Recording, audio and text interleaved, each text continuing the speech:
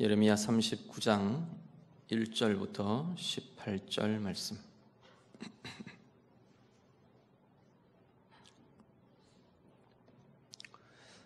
말씀 다 같이 읽겠습니다.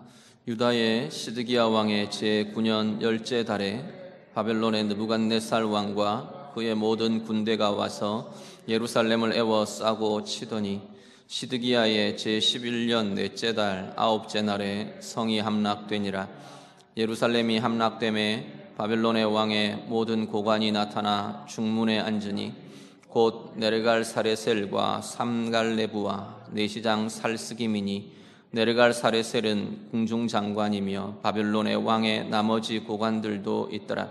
유다의 시드기야 왕과 모든 군사가 그들을 보고 도망하되 밤에 왕의 동산길을 따라 두 담 셋문을 통하여 성읍을 벗어나서 아라바로 갔더니 갈대아인의 군대가 그들을 따라 여리고 평원에서 시드기야에게 미쳐 그를 잡아서 데리고 하맛 땅 림나에 있는 바벨론의 느부갓네살 왕에게로 올라가매 왕이 그를 신문하였더라.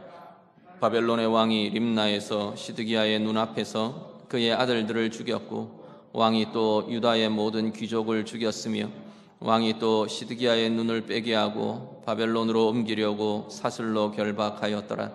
갈대아인들이 왕궁과 백성의 집을 불사르며 예루살렘 성벽을 헐었고 사령관 느부사라단이 성중에 남아있는 백성과 자기에게 항복한 자와 그 외에 남은 백성을 잡아 바벨론으로 옮겼으며 사령관 느부사라단이 아무 소유가 없는 빈민을 유다 땅에 남겨두고 그날의 포도원과 밭을 그들에게 주었더라.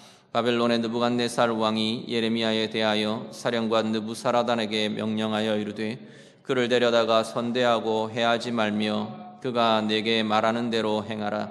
이에 사령관 느부사라단과 내시장 스부사스반과 궁중장관 네르갈 사레셀과 바벨론 왕의 모든 장관이 사람을 보내어 예레미야를 감옥들에서 데리고 사반의 손자 아이감의 아들 그다랴에게 넘겨서 그를 집으로 데려가게 하매 그가 백성 가운데 사니라. 예레미야가 감옥들에 갇혔을 때 여호와의 말씀이 그에게 임하니라. 이르시되 너는 가서 구스인 에벤멜렉에게 말하기를 만군의 여호와 이스라엘의 하나님의 말씀에 내가 이 성에 재난을 내리고 복을 내리지 아니하리라 한 나의 말이 그날에 내 눈앞에 이루리라. 여호와의 말씀이니라. 내가 그날에 너를 구원하리니 내가 그 두려워하는 사람들의 손에 넘겨지지 아니하리라. 내가 반드시 너를 구원할 것인즉 내가 칼에 죽지 아니하고 내가 노량물같이 내 목숨을 얻을 것이니 이는 내가 나를 믿었음이라. 여호와의 말씀이니라 하시더라. 아멘.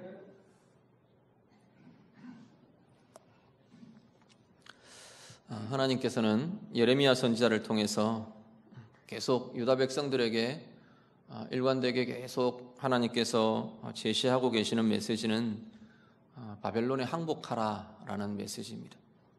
지금 예루살렘이 포위되어 있고 바벨론 군대에 의해서 포위되어 있고 그렇게 지금 위기와 위협 속에 있는 예루살렘과 유다 백성에게 하나님께서는 예레미야를 통해서 바벨론에게 항복해라 말씀합니다.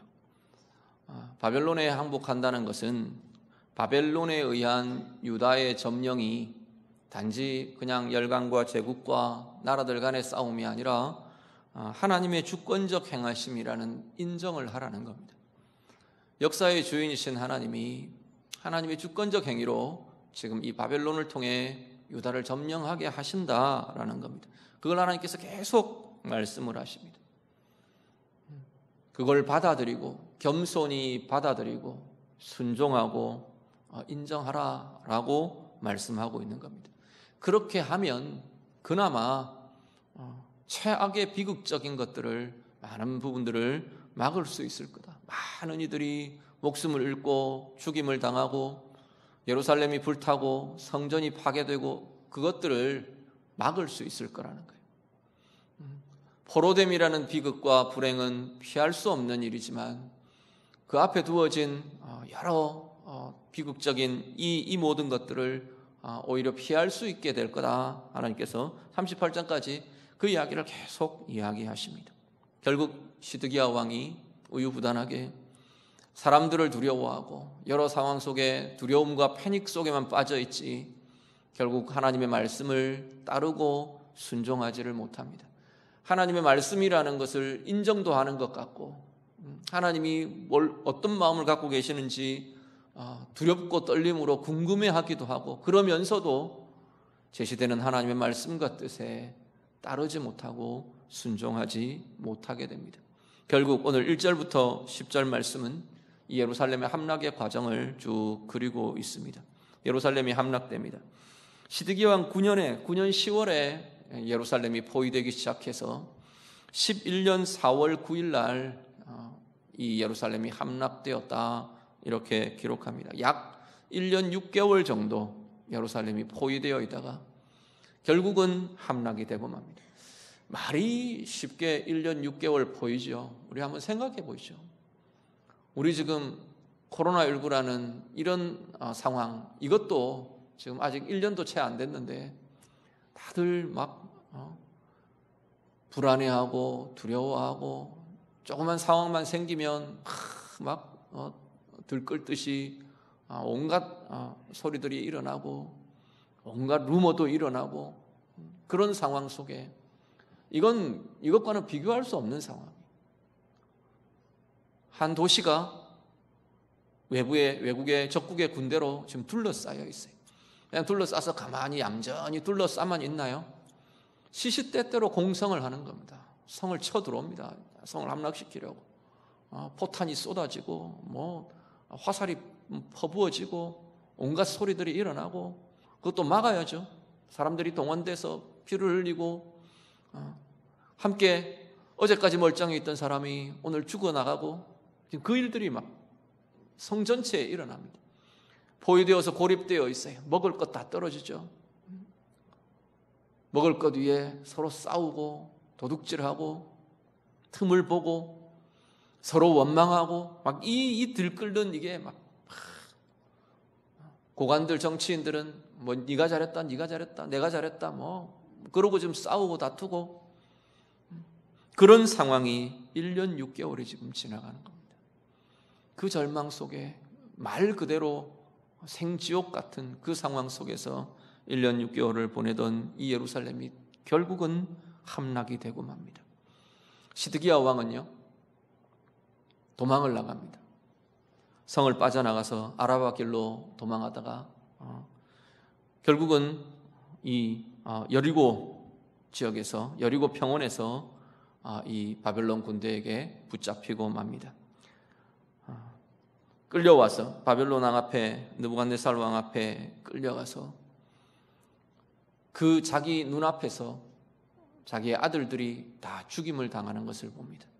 아들들과 유다의 고관들과 죽임을 당하는 것을 보고 그리고 눈을 뽑히고 사슬에 묶여서 바벨론으로 끌려가게 됩니다.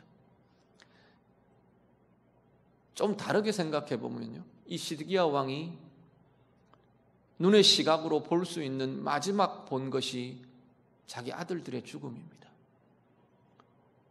마지막 보고 눈을 감으면 이렇게 우리가 있다가 뭔가를 보고 눈을 감으면 그 잔상이 우리 이렇게 눈을 감고 있어도 일어나는 것처럼 시드기야 왕이 마지막 본 이 땅에서 눈으로 마지막 본 장면이 자기 자식들의 죽음이에요. 아들들의 죽음이에요. 그것 자체가 얼마나 이 비극과 아픔을 껴안고 남은 세월들을 시드기야 왕이 살게 되는 겁니다. 예루살렘 성은요 온 성이 다 불탑니다.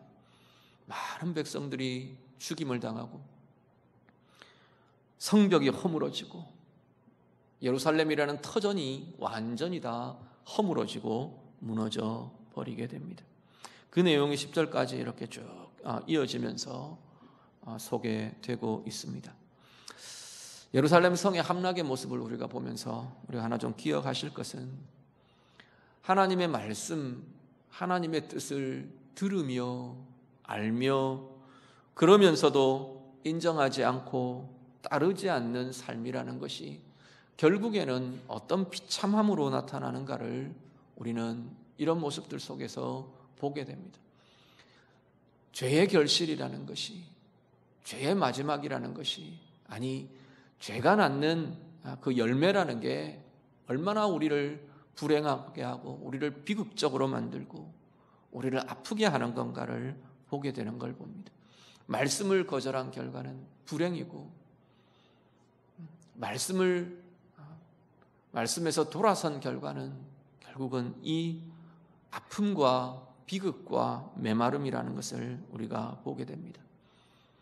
시편 1편에 보면 오늘 우리 권사님 기도하시면서 그 말씀을 인용을 하셨는데, 복 있는 사람 그리고 악인들 이렇게 말하죠. 복 있는 사람들의 모습은 시냇가에 심은 나무 같답니다. 악인들의 모습은요, 바람에 날리는 겨와 같답니다. 정처 없고 이리저리 상황에 흩날리고 메마르고, 그 결정적인 핵심적인 차이는 뭐냐면 말씀의 뿌리를 내렸느냐 그렇지 않느냐라고 말씀하는 겁니다. 복 있는 자의 모습에 대해서 오직 여호와의 율법을 즐거워하여 그의 율법을 주야로 묵상하는도다. 말씀의 뿌리를 내리고 있는 자들, 말씀을 따르며 말씀을 들으며 말씀을 붙들며 그 삶에 흔들림 없는 은혜와 힘이 공급되고 나타나는 것을 보게 됩니다. 시편 119편도 동일하게 이야기합니다. 1절의 시작이 행위가 온전하여 여호와 율법을 따라 행하는 자들은 복이 있으며 시작합니다.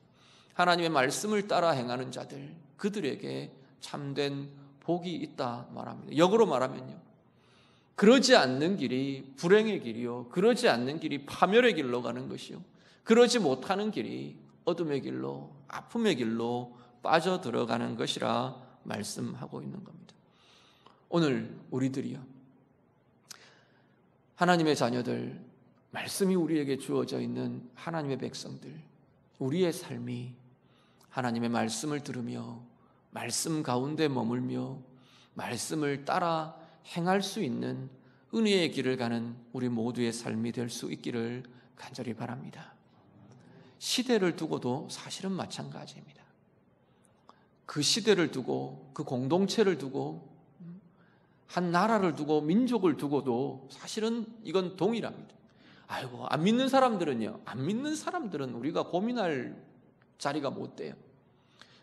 안 믿는 사람들은 하나님의 말씀을 인정할 수 없으니까 결국은 그 길을 갈 수밖에 없죠. 그런데 그 시대 전체를 놓고 본다면, 우리가 속해 있는 나라와 민족과 공동체를 놓고 본다면, 그 시대를 살고 있는 말씀의 백성들이, 그 시대를 살고 있는 하나님의 사람들이 말씀 가운데 설 수 있느냐, 정말로 말씀 가운데 서 있느냐, 말씀을 따라 행하느냐, 그것이 그 시대가 하나님이 주시는 은혜의 길을 가느냐, 복의 길을 가느냐, 아니면 불행의 길로, 비극의 길로 빠져드느냐. 사실은 이걸 판가름하는 자리는 결국은 말씀을 들을 수 있는 하나님의 사람들에게 주어져 있는 것을 보게 됩니다.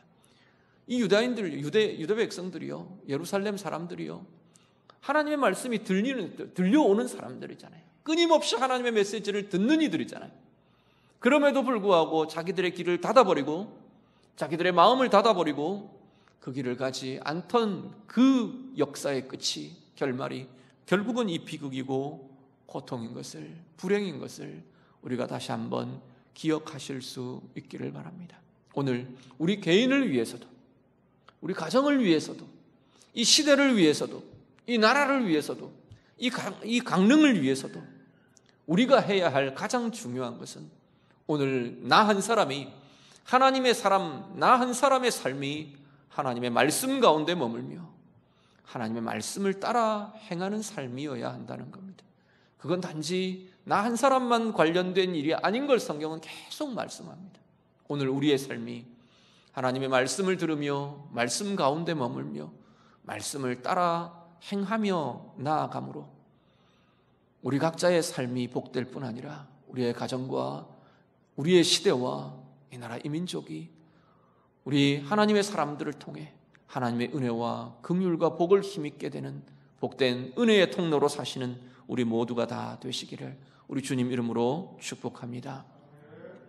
또 하나 우리가 예루살렘 함락에서 좀 보실 것은 하나님께서 이 절망 속에서도 새로운 소망을 시작하신다는 겁니다. 그런데 우리가 이렇게 보면요, 지금 이 포로로 붙들려가는 이 장면에서 보면 이렇게 상반된 두 그룹이 나누어집니다. 하나는 포로로 끌려가는 사람들이고 하나는 그 땅에 남겨지는 사람들입니다. 10절을 한번 보시죠.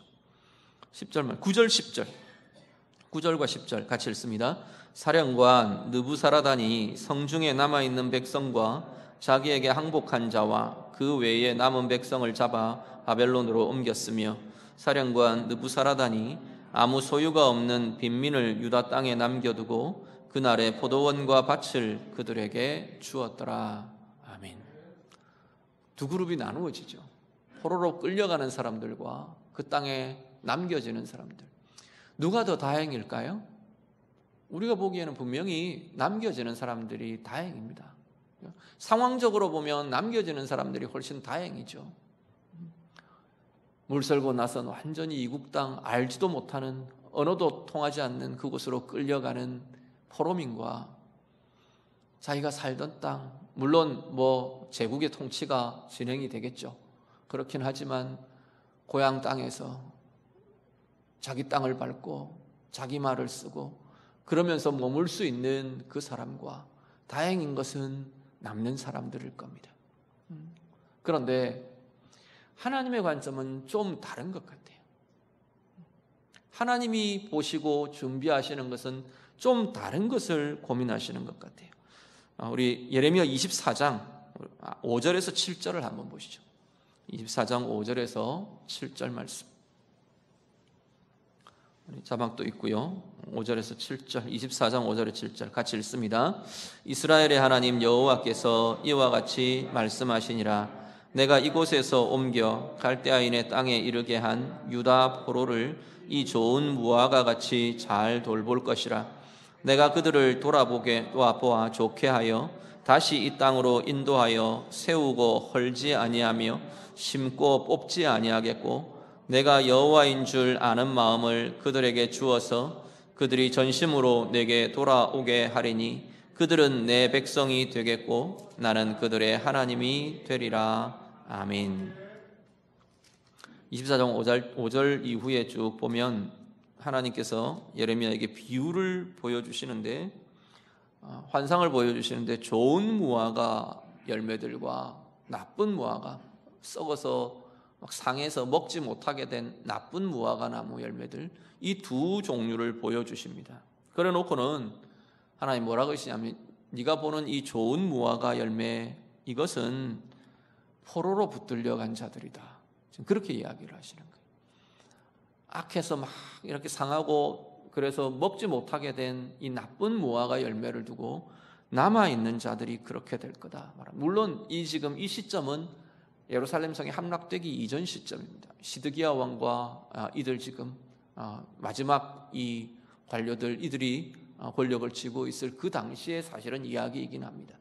하나님께서 뭐라고 그러시냐면 포로로 이미 붙들려간 자들은 절망 속에, 고통 속에, 낙심 속에 그럴 것 같은데 그들이 이 땅을 새롭게 할 희망이다. 하나님께서 그렇게 이야기를 하시는 거예요. 남겨진 자들은 우리는 택함 받은 자처럼 우리는 다행이다. 우리는 그 불행을 그래도 최악의 불행을 모면했다. 그렇게 생각될 그들에 대해서 하나님은 오히려 그들을 악한 무화과 나무라고, 나쁜 무화과 열매라고, 먹지 못할 무화과라고 하나님 말씀하고 계시는 겁니다.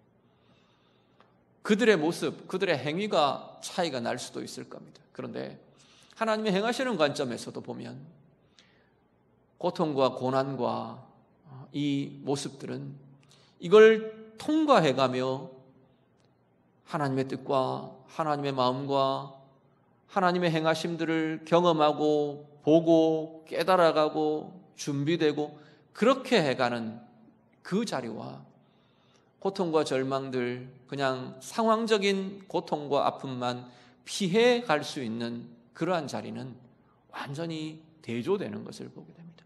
오히려 하나님은 고통을 통과해가며 절망을 통과해가는 그 자리에 하나님이 계획하시고 하나님이 준비하시는 새로운 소망이 거기서부터 시작될 것을 이야기하십니다.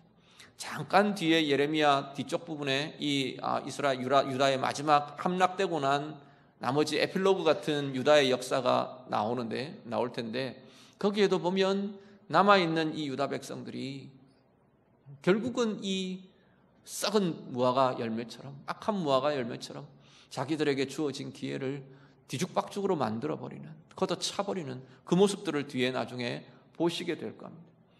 하나님 앞에서 우리는 늘 내 상황이 편하냐 그렇지 않으냐, 상황이 행복한 상황이 되느냐, 좋은 상황이 되느냐, 아니면 힘든 상황이냐, 우리는 늘 여기에 관심이 있지만 하나님은 그게 아니라 그 상황을 통해 무엇이 준비되느냐에 하나님은 관심이 있으시다는 겁니다. 그 상황을 경험하고 있는 우리들이, 하나님의 사람들이 어떤 마음으로, 어떤 삶으로, 어떤 생각으로 준비되느냐는 겁니다. 상황은 평안해요. 상황은 어려움을 벗어났어요. 나는 어려운 상황들을 피했어요. 상황이 피해진 것, 상황이 평안해진 것, 그것으로 그냥 머물러 버리는 자들, 그게 아니고 때로는 상황은 어려워요. 힘든 문제들 속을 돌파해가요. 그런데 그 속에서 하나님의 뜻을 고민하고 하나님의 마음들을 품고 붙들려 하고 내가 말씀을 떠나지 않으려 하고, 오히려 고난이 하나님의 말씀을 깊게 하는, 하나님의 말씀을 배우고 하나님의 뜻을 보게 하는 소중한 기회가 되고, 그 과정을 통과해가는 사람들은 아픔과 절망의 시간 같지만, 고통의 시간 같지만, 그 상황과 그 시간들을 통해 하나님의 계획과 하나님의 소망을 준비하는 사람들이 될 것이라는 겁니다. 오늘을 살아가는 우리 하나님의 백성, 하나님의 자녀들, 우리 모든 성도 여러분, 우리의 삶이야말로 때로 아픔을 통과해가고 불행을 통과해가는 것 같고 어려움을 거쳐가는 것 같아도 그 모든 것 속에서 하나님의 소망을, 하나님의 아름다운 계획을 정말로 준비해 갈 수 있는, 우리 좋은 무화과 열매처럼 하나님이 남겨두셨다고 말하는 그루터기처럼 그렇게 쓰임받고 그렇게 세워져가는 우리 모두의 삶이 다 되시기를 우리 주님 이름으로 축복합니다. 11절 이후에는요, 이 절망의 이야기들 속에 한 줄기 하나님이 이렇게 빛을 남겨두신, 희미한 빛을 비치게 하시는 것 같은 그러한 두 가지의 사건이, 두 가지 에피소드가 연결이 됩니다. 11절부터 14절은 갇혀있던 선지자 예레미야가 풀려납니다. 11절과 12절을 같이 한번 보시죠. 11절 12절 같이 읽습니다. 바벨론의 느부갓네살 왕이 예레미야에 대하여 사령관 느부사라단에게 명령하여 이르되 그를 데려다가 선대하고 해하지 말며 그가 내게 말하는 대로 행하라. 아멘.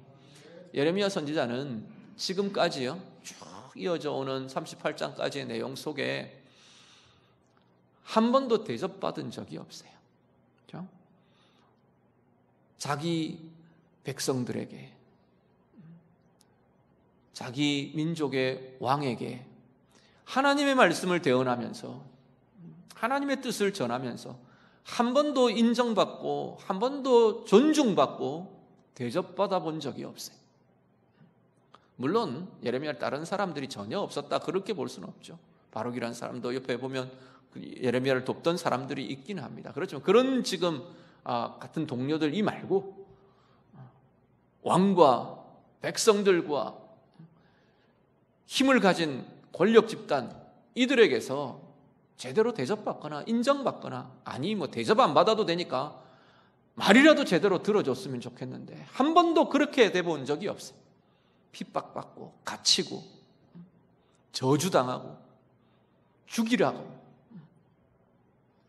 계속 비난받고 그래왔던 게 예레미야의 사역의 모습들이었어요. 정말 아이러니하지 않나요?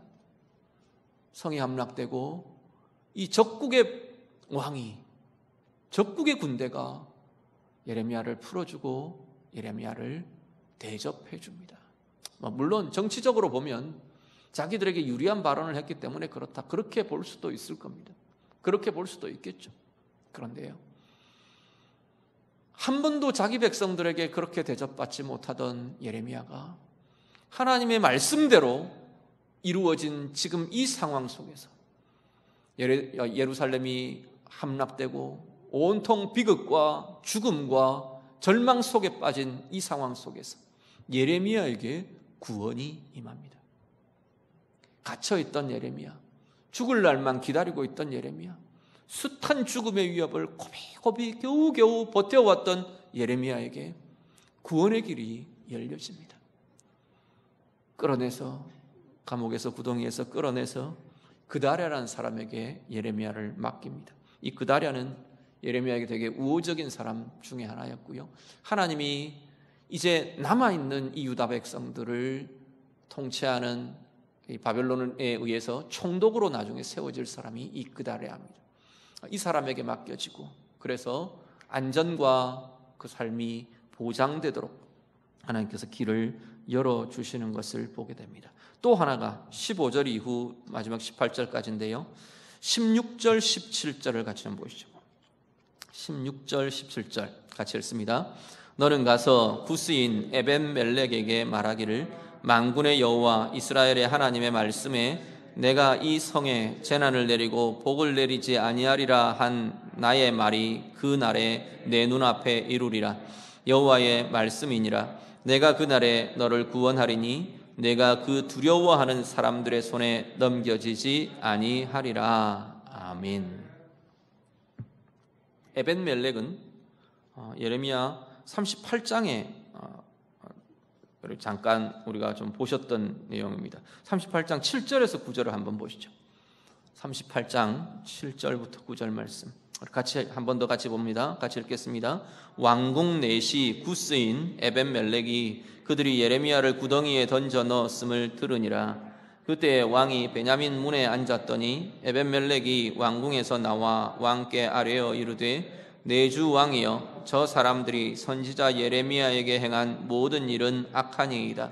성중에 떡이 떨어졌거늘 그들이 그를 구덩이에 던져 넣었으니 그가 거기에서 굶어 죽으리이다 하니. 아멘.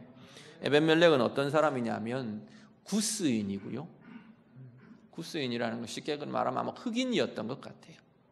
이 아프리카에 아마 이디오피아 지역 정도 되지 않겠나 보통 그렇게 추측을 하는데 구스인이라고 불려요. 흑인이었고요. 내시였어요. 그런 에벤멜렉이 예레미야가 그 모함하고 막 이러는 그 사람들에게 구덩이에 빠져서 죽임을 당할 거의 죽을 위기에 처해 있는 상황을 에벤멜렉이 알고 왕에게 아뢰입니다. 이 선지자를 건져내야 됩니다. 구해내야 합니다. 그렇게 조언해서 그 이후에 11절 12절 쭉 보면 왕이 허락하고 결국은 에벤멜렉이 가서 예레미야를 구출해 내옵니다. 예레미야를 구해내오는 그 일들을 하게 됩니다. 하나님께서 이 에벤멜렉의 이 행위에 대해서 지금 이걸 약속하고 계시는 겁니다. 내가 예언한 대로, 내가 말한 대로 비극의 날, 재앙의 날, 재난의 날이 닥칠 거다. 그때 너는 구원을 얻게 될 거다. 재난의 날과 에벤멜렉에게 임할 구원과 이걸 대조하면서 하나님께서 이야기하십니다. 이유는요, 18절 한번 더 보시죠. 오늘 본문 마지막 18절 다 같이 읽겠습니다. 내가 반드시 너를 구원할 것인즉 내가 칼에 죽지 아니하고 내가 노략물같이 내 목숨을 얻을 것이니 이는 내가 나를 믿었음이라. 여호와의 말씀이니라 하시더라. 아멘.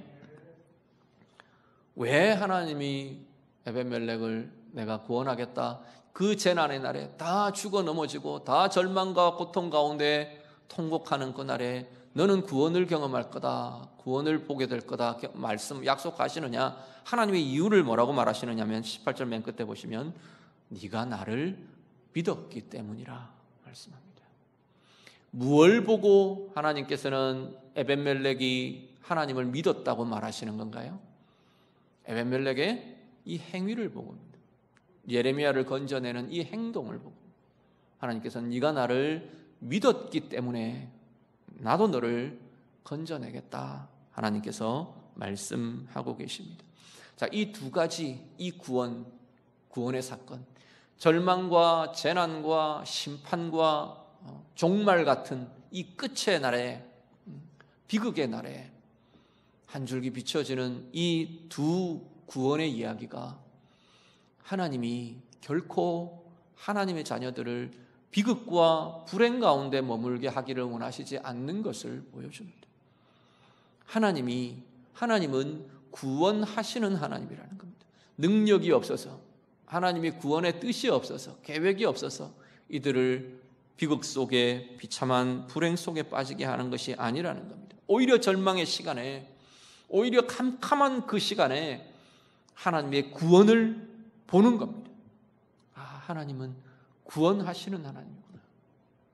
당신 스스로도 나는 이렇게 나의 백성들, 나의 사람들을 놓지 않는다라는 것을 하나님이 다시 한 번 더 확인시키며 보여주고 계시는 것을 보게 됩니다.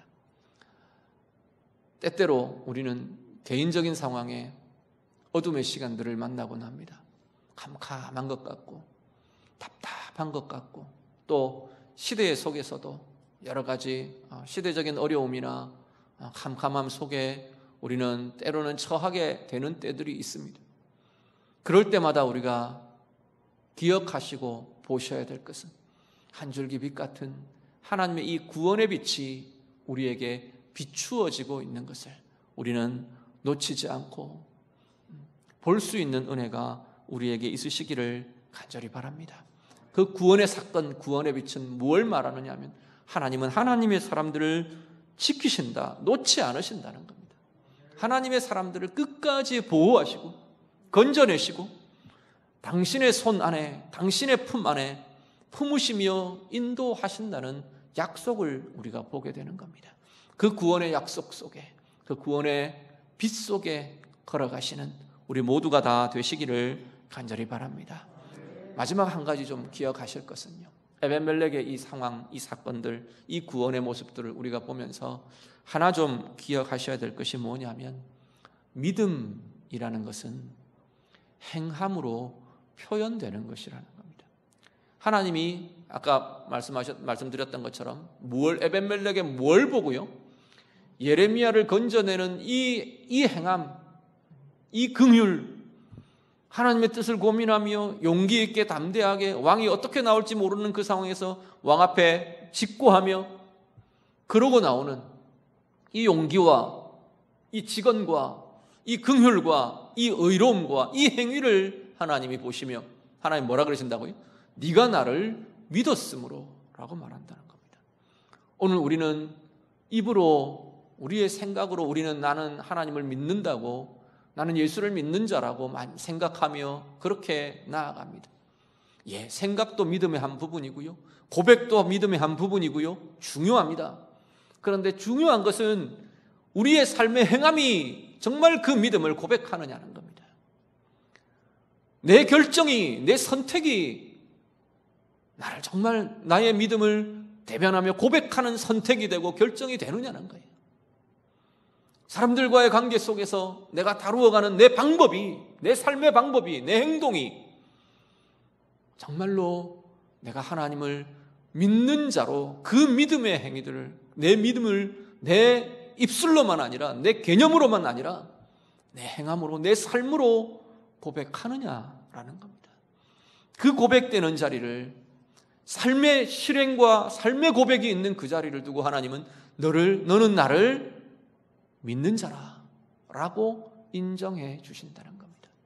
오늘을 살아내는 우리의 삶의 현장에서 에벤멜렉같이 우리의 행함이 믿음을 고백하는, 우리의 결정과 우리의 삶의 모습이 주님을 향한, 우리 하나님을 향한 믿음을 내 삶으로 고백하고 내 행위로 고백하는 참된 믿음의 삶들이 우리 모두에게 다 있어 주시기를, 그래서 하나님이 인정해 주시고 이 시대에 가장 소중하게 한 상황 속에, 우리의 삶의 여정 속에 하나님이 가장 아름답게 써주시는 복된 인생, 귀한 삶이 다 되시기를 우리 주님 이름으로 축복합니다. 기도하겠습니다. 말씀으로 같이 기도합니다. 오늘 우리의 삶에서요, 혹 우리는 말씀을 듣지만, 숱하게 말씀이 들려오지만 거절하고 닫아버리고 시드기야 왕처럼, 이 유다 백성들처럼 말씀을 따라가지 못하고, 그래서 그 쓴 열매들을 먹어야 하고, 그러한 삶이 혹 우리들에게 있지는 않는지 우리 돌아보며 좀 기도하실 수 있기를 바랍니다. 하나님, 내가 하나님의 말씀 가운데 거하며 하나님의 말씀을 따라 행하는 의의 삶을 살아내기를 원합니다. 그래서 그 풍성한 열매, 생명의 열매, 윤택한 열매, 그것이 우리의 영혼에, 우리의 삶에, 우리의 가정에 주어지는 은혜의 삶이 되기를 원합니다. 우리 좀 기도하시길 바랍니다. 이 시대를 위해서도 동일하게 하나님, 내가 하나님의 말씀 가운데 거하며 말씀을 따라 행함으로 우리 하나님의 사람들 한 사람 한 사람이 온전한 말씀의 삶을 살아내므로 이 시대가 복되고 이 나라가 복되고 우리가 속해 있는 이 민족과 이 공동체가 복된 길을 가는 은혜의 통로가 되게 해 주십시오. 같이 기도하시고요. 아픔이 있는 자리, 절망이 있는 자리, 어려움이 있는 자리들, 내가 하나님의 뜻 붙들고 온전히 그 길들을 걸어내므로 소망이 이루어져가는 은혜를 보기를 원합니다. 우리 같이 기도하시기를 바랍니다. 재앙과 여러 절망 가운데서 하나님 비추어 주시는 구원의 빛을 놓치지 않는 은혜의 마음들이 우리 가운데 있도록, 특히나 우리의 믿음이 행함으로, 삶으로 표현되고 고백되는 하나님 참된 믿음의 길을 내가 가기를 원합니다. 우리 같이 기도하겠습니다. 기도드립니다.